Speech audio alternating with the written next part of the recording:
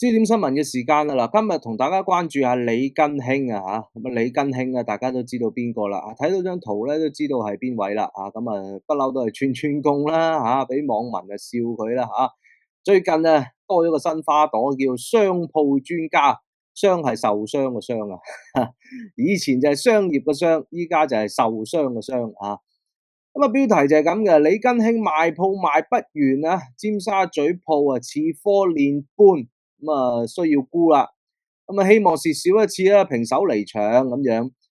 被網民揶揄為商鋪專家嘅李根興咧，繼續就賣鋪喎。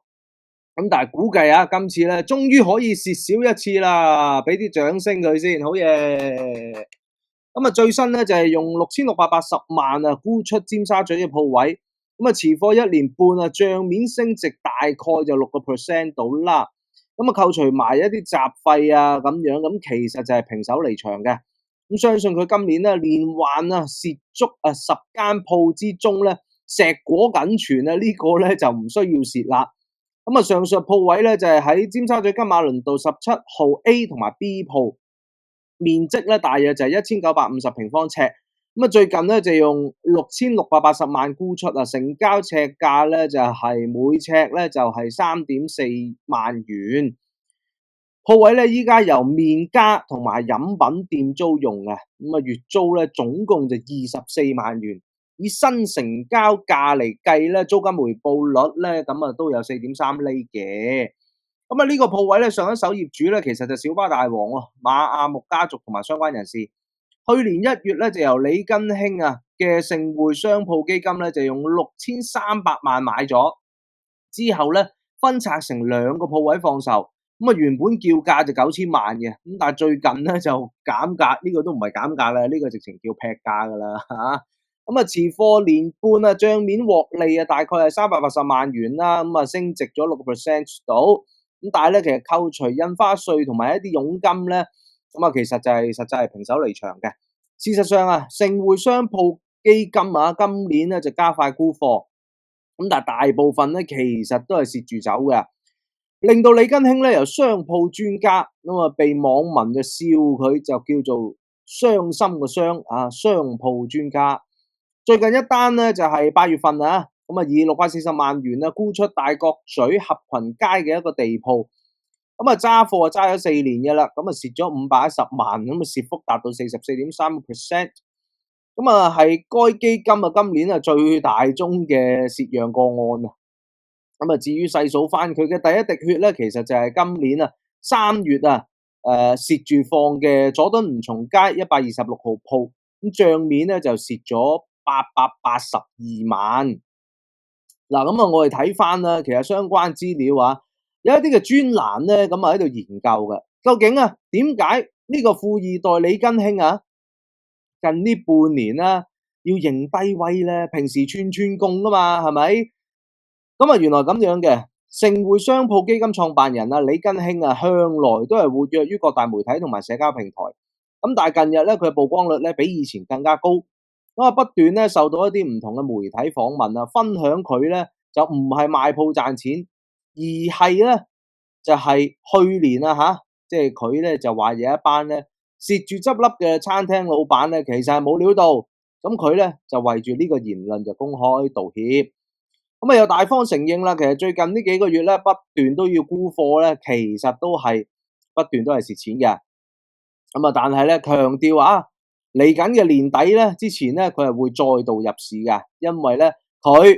要幫香港說好故事咁樣。睇翻李根興嘅資料啦，咁佢都算係可以話係含住金鎖匙出世噶啦根據專欄所寫。父母李常盛李碧聰係康業信貸嘅創辦人，佢喺美國南加州大學金融理學士同埋會計碩士畢業嘅，咁曾經喺投資銀行瑞士信貸第一嘅波士頓任職分析員，咁喺2001年嘅911事件之後咧，令到佢俾人炒咗，咁之後咧轉戰就創立咗呢個基金啦，主力就買賣商鋪，咁被譽為咧就叫鋪界 KOL。咁去年嘅4月咧，當佢談到本港好多餐廳結業執笠嘅時候咧，咁佢就喺度笑就話其實蝕錢離場嘅生意人咧，佢哋冇料到噶，條街咁多人，得你拍烏蠅，係你冇變啫嘛，你冇料到。咁啊呢啲嘅言論一出咧，梗係俾網民圍住屌啦，係咪？嗱咁啊，佢又管理10億基金啦，買賣過近300間商鋪嘅李根興咧，咁點解會突然之間咁在意鍵盤戰士嘅意見咧？同埋點解佢要喺接近呢1年幾後啦，最近又要道歉咧？原來係咁樣嘅，隨住香港商業地產進一步轉弱，咁盛匯咧都喺3月出現咗2019年成立以嚟嘅第一滴血啊！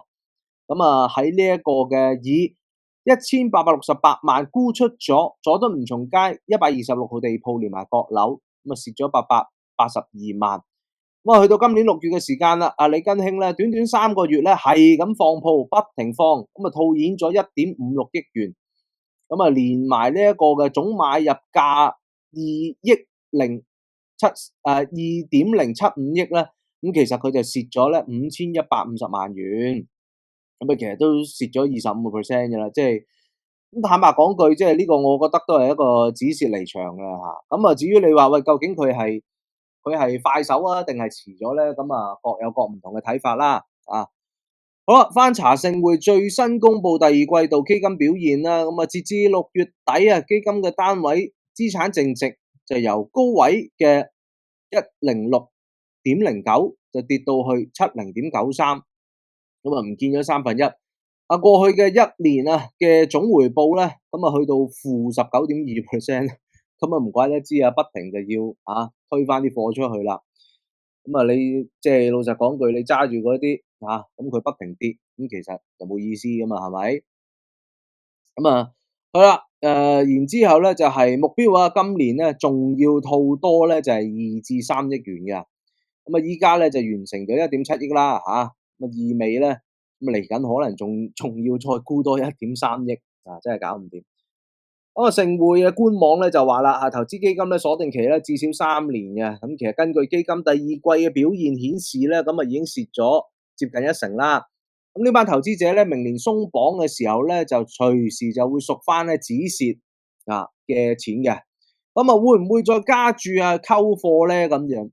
咁呢個咧相信就係同李根興近日高調認低威同埋公開蝕讓嘅原因，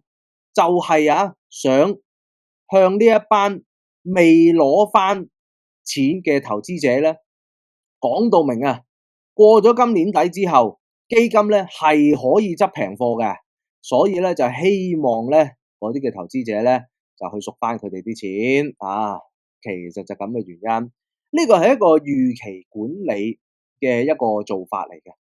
即係事先就同你講咗，喂大佬有事出事係嘛？咁你哋大概咧個心目中嘅打算咧都知道咧，一係就賺少咗，一係就有蝕，好過咧到時一路即係有少少似新世界咁樣最開頭同你講公司集團幾如何美好，點進軍邊度，到最後突然之間同你講買仆街啦，我哋蝕咗200億咁樣，係嘛？嚇都嚇親啦。咁所以其實現在李根興呢個做法咧，即係喺我角度嚟講咧，都係叻仔噶啦。喺即係呢啲咁嘅時勢，老實講句錢緊要定係面皮緊要咧？係咪？咁當然係前者啦。然而當市場知道你要套現1.3億嘅時候咧，咁對方肯定會大力鋤你嘅價噶嘛，係嘛？咁而上個禮拜盛匯沽出佢揸貨4年嘅大角咀合群街地鋪，蝕咗44.3%。喂，即係呢個消息傳到出嚟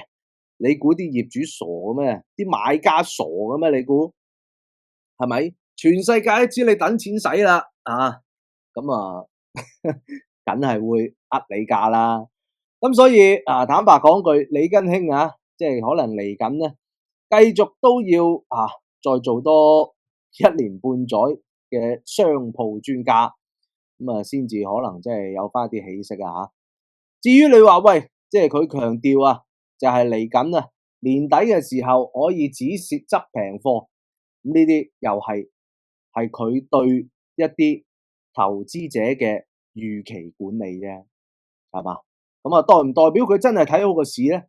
咁老實講句，只有佢自己先知啦，啱唔啱？好啦，嗱咁啊，今次呢一單新聞咧，我哋講到呢度吓，講完李根興啦，咁啊嚟緊之後咧，我哋繼續會同大家講下唔同嘅新聞嘅，咁啊到時下一條嘅新聞影片再見，大家記得訂閱我哋焦點 FMTV 嘅頻道，同埋焦點新聞網啊嘅我哋呢一個嘅新嘅 YouTube 頻道，咁同時咧記得將我哋嘅影片咧點讚、分享同埋建設性嘅留言，多謝各位，下一條影片再見。